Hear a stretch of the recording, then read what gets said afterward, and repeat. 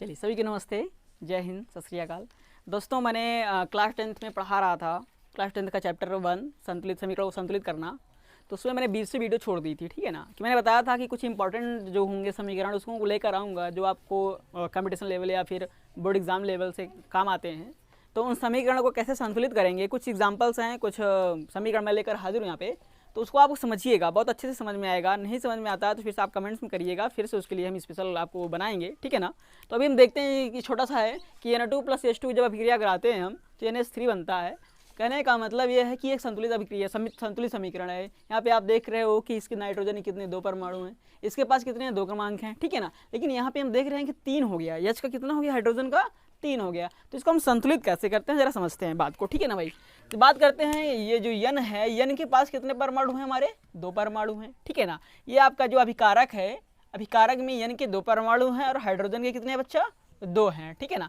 लेकिन यहाँ पे हम देख रहे हैं कि नाइट्रोजन का तो 1 है लेकिन हाइड्रोजन का कितना हो गया, 3 हो गया। तो भाई समीकरण संतुलित नहीं है। समीकरण संतुलित करने का मतलब बताया था मैंने कि दोनों तरफ क्या होनी चाहिए, दोनों क्रमांक जो होते हैं ना ज़्यादा होंगे ना तो कम होंगे, बराबर होने चाहिए, तभी संतुलित होगा, नहीं तो संतुलित तो नहीं होगा।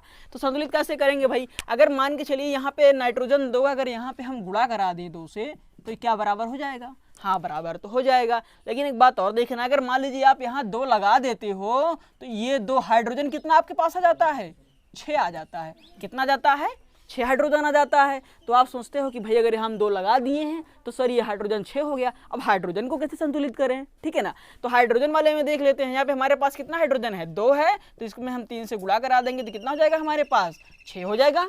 तो समीकरण हमारा संतुलित हो गया कि नहीं हो गया।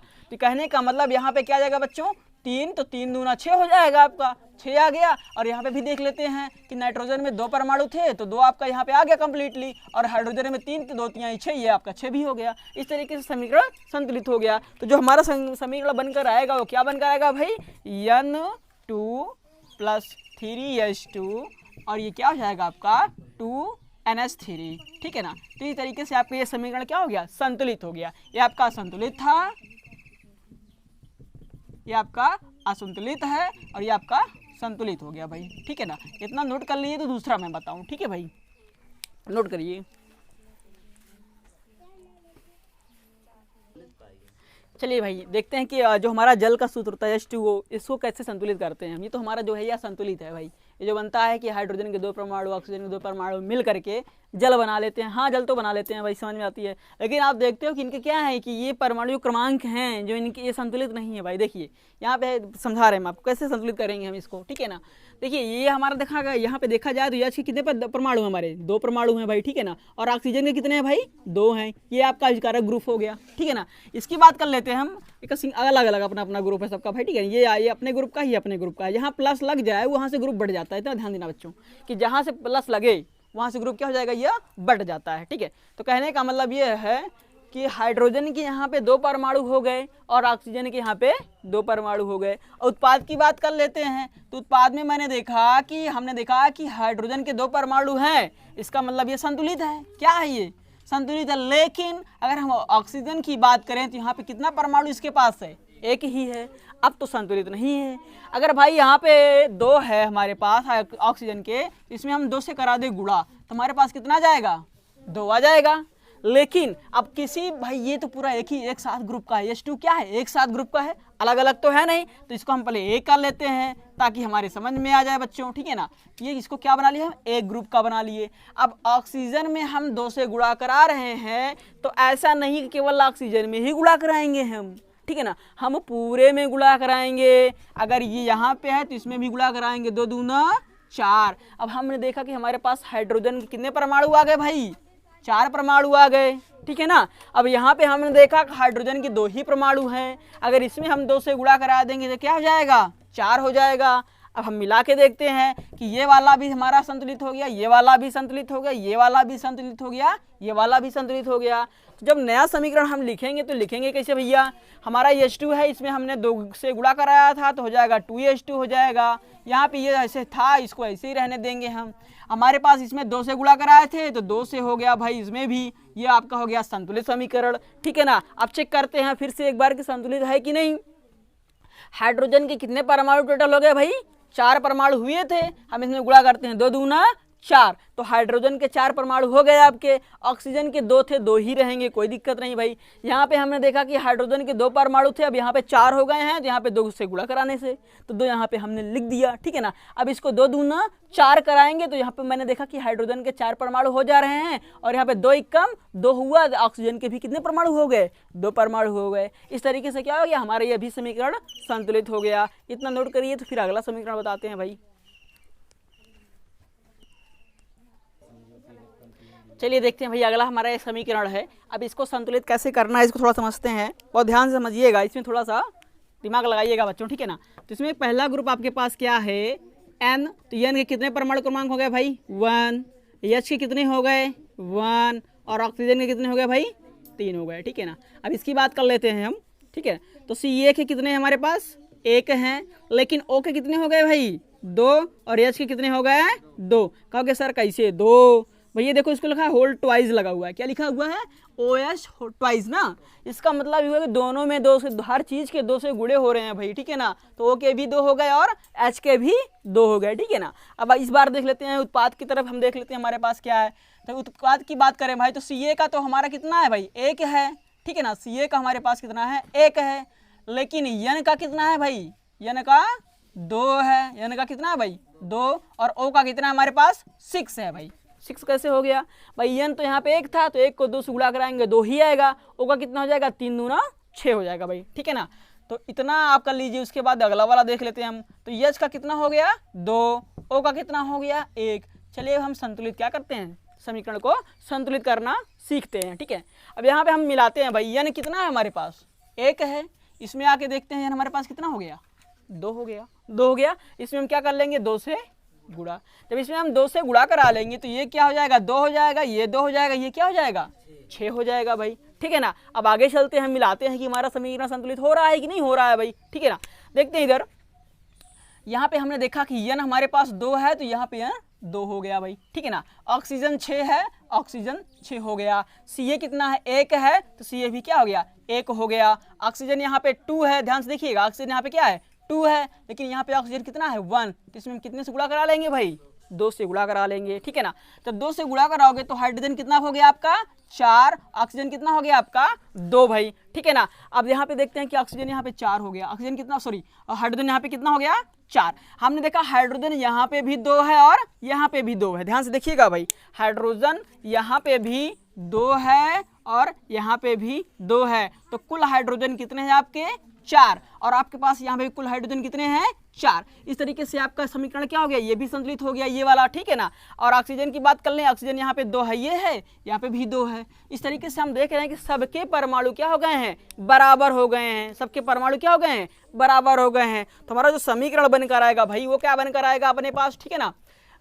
देखते हैं भाई, इसमें 2 से गुणा कराए थे, 2 हो जाएगा आपका 2NaCO3 प्लस, इसमें हम कोई गुणा नहीं कराया तो ये ऐसे ही रहेगा भाई, ठीक है ना, इसको ऐसे ही लिखेंगे। फिर इसमें कितने से गुणा कराए थे, हम किसी से नहीं कराए थे, तो ये ऐसे ही लिखा जाएगा, ठीक है भाई। NO3 हो गया आपका, फिर यहाँ ट्वाइस और प्लस इसमें 2 से गुणा करा दिए थे, तो ये आपका संतुलित समीकरण हो जाएगा। आई थिंक समझ में आया होगा, नोट कर लीजिए, फिर अगला बताते हैं, ठीक है। देखिए भैया अगला समीकरण हमारे पास है NaOH प्लस H2SO4 को जब अभिक्रिया कराते हैं तो हमारे पास निकलता है Na2SO4 प्लस H2O, ठीक है ना। जबकि आप देख रहे हो कि ये समीकरण संतुलित नहीं है। हम आज आइए सीखते हैं कि कैसे इसको करते हैं संतुलित भाई, ठीक है। तो पहला ग्रुप हमारे पास क्या है, पहला ग्रुप हमारे पास है, इसमें Na कितने का है भाई 1 परमाणु क्रमांक का है, O कितने का है 1 है, और H कितने का है भाई 1 का है, ठीक है ना। अब दूसरे वाले की बात कर लेते हैं, दूसरे में क्या है भाई H के कितने 2 हो गए, S के कितने 1, और O के कितने हो गए 4 हो गए भाई, ठीक है ना। चलिए ये वाला हो गया। अब इसमें देख लेते हैं हम भाई, इसमें क्या कंडीशन है उत्पाद में, Na के कितने हो गए 2, S के कितने हो गए 1, ऑक्सीजन के यानी कि 4, और यहाँ पे ये पहला ग्रुप हो गया भाई। दूसरे ग्रुप की बात कर लेते हैं, H के हो गए 2 और ऑक्सीजन के हो गए 1, ठीक है ना। आइए इसको समीकरण को संतुलित करते हैं, मिलाते हैं कि कहाँ हमारा दिक्कत कर रहा है, कहाँ गड़बड़ हो रहा है, ठीक है ना। आइए देखते हैं एक बार, यहाँ पे हम देख रहे हैं कि Na के कितने हैं, सोडियम के 1 है, यहाँ पे कितने हो गए 2।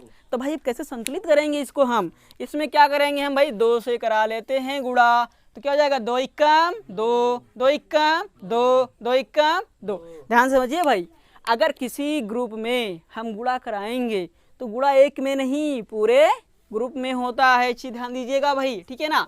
आगे चलते हैं, संतुलित करते हैं आगे, ठीक है ना। हमारी ये क्या हो गया, ये वाला तो हमारा संतुलित हो गया भाई, ठीक है ना, ये हमारा संतुलित हो गया कि नहीं हो गया। यहाँ पे हम देख रहे हैं कि ऑक्सीजन के 2 हो गए। अब यहाँ पे देखिए ऑक्सीजन के कितने हैं, 4। अभी इसको देखते हैं एक बात और, ऑक्सीजन के टोटल कितने हो रहे भाई, ऑक्सीजन के टोटल कितने हो गए, 6 हो गए। कितने हो गए, 6। तो 4 यहाँ पे हमारे पास पहले है और ये तो समीकरण संतुलित हो चुका है। तो एक काम करते हैं, हम इसमें गुणा करा लेते हैं। तो इसमें हम अगर 2 से गुणा कराते हैं, 2 दूना 4 और 2 इक्कम 2। अब ध्यान से देखिएगा, ऑक्सीजन के कितने हो गए, 6, तो ऑक्सीजन संतुलित हो गया, ठीक है ना। अब आगे मिलाते हैं हाइड्रोजन। हाइड्रोजन की बात करते हैं हम भाई, तो हाइड्रोजन हमारे पास यहाँ पे कितना है, ध्यान से देखिएगा, हाइड्रोजन हमारे पास यहाँ 2 है और यहाँ कितना है, 2। तो हाइड्रोजन टोटल कितने हो गए भाई, 4। और यहाँ पे हम देख रहे हैं कि हमारे पास हाइड्रोजन कितने हैं, 4।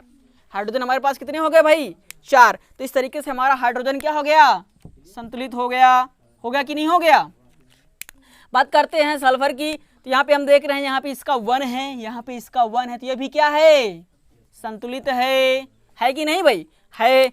ऑक्सीजन की बात कर लेते हैं, तो ऑक्सीजन मैंने संतुलित करके दिखा ही दिया है भाई, ठीक है ना। इस तरीके से क्या हो गया, हमारा समीकरण संतुलित हो गया। अब हमने क्या है, हमें समीकरण मिला क्या है वो देख लेते हैं भाई। तो NaH में हमने 2 से गुणा कराया था, तो ये आपका 2NaOH हो जाएगा, ठीक है ना, प्लस H2SO4 में कुछ नहीं किया था, ऐसे लिखा जाएगा। Na2SO4 में कुछ नहीं किया था, ऐसे लिखा जाएगा। और जल में 2 से मैंने गुणा कराया था, तो जल में 2 आ जाएगा H2O में भाई, ठीक है ना। तो हमने अलग से क्या लिखा था, ये वाला 2 गुणा कराया था और ये वाला 2। अब ये आपका समीकरण संतुलित हो गया है। मैं आशा करता हूँ कि आपको ये समीकरण बहुत समझ में आया होगा। इतना नोट करिए, फिर अगला वाला बताऊँ।